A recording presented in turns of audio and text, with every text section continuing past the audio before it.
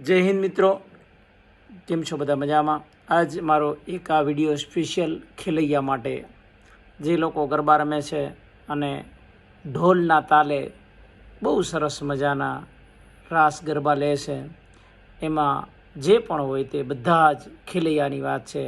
છોકરા છોકરીઓ બધા, લેડીઝ જેન્ટ્સ, બરાબર, જુવાન, ઉંમરલાયક બધા મા ભવાનીના ગરબા લેતા હોય ભવ્યમાં ભવ્ય, અને સરસ મજાના ઢોલના તાલે સરસ મજાના સિંગર પોતાના સુરીલા અવાજથી એટલું સરસ મજાનું ગાતા હોય, અને એમાં જ્યારે એટલા બધા સરસ મજાના બધા જ જેટલા સાજિંદા હોય એ બધા એટલા વાગતા હોય, ધમાધમ ઢોલ વાગતા હોય, અને જ્યારે ખેલૈયા પોતાના મૂડમાં આવી અને રાસ લેતા હોય ત્યારે એ રાસમાં એને એ ખબર ન પડતી હોય કે આમાં કેટલી સ્પીડમાં રમાય છે, એકબીજાથી વધારે સારું રમવાનું. અને એમાં પણ હમણાં ઇનામી યોજના નીકળી છે કે પહેલો નંબર આવે એને ઇનામ આપવાનું.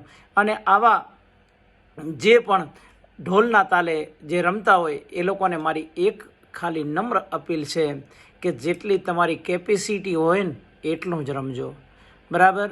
એનાથી ઓવર કેપેસિટીથી રમવામાં ઘણા બધા નુકસાન છે. આ છે ને એ પણ એક જાતની એક્સરસાઇઝ જ છે. એક્સરસાઇઝમાં પોતાના હાર્ટબીટ કેટલા હાર્ટબીટ રહે છે ને એ રીતે રમવું જોઈએ. આમ તો હાર્ટબીટનો એક બેલ્ટ પણ રાખવો જોઈએ કે હાર્ટબીટ કેટલા સુધી પહોંચ્યું, બરાબર, એટલા સુધી જ એને રમવું જોઈએ.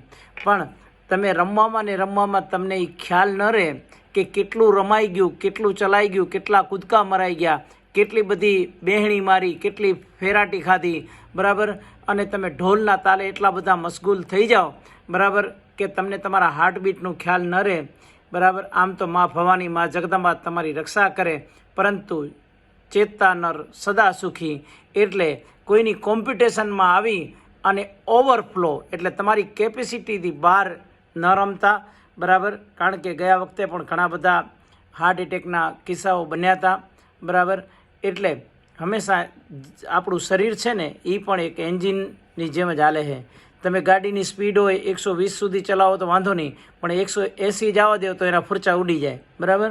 એમ માણસનું શરીર પણ આવી રીતના જ હોય છે. તો મારી એક નમ્ર અપીલ છે, મા ભવાની, મા જગદંબા તમારી ખૂબ રક્ષા કરે.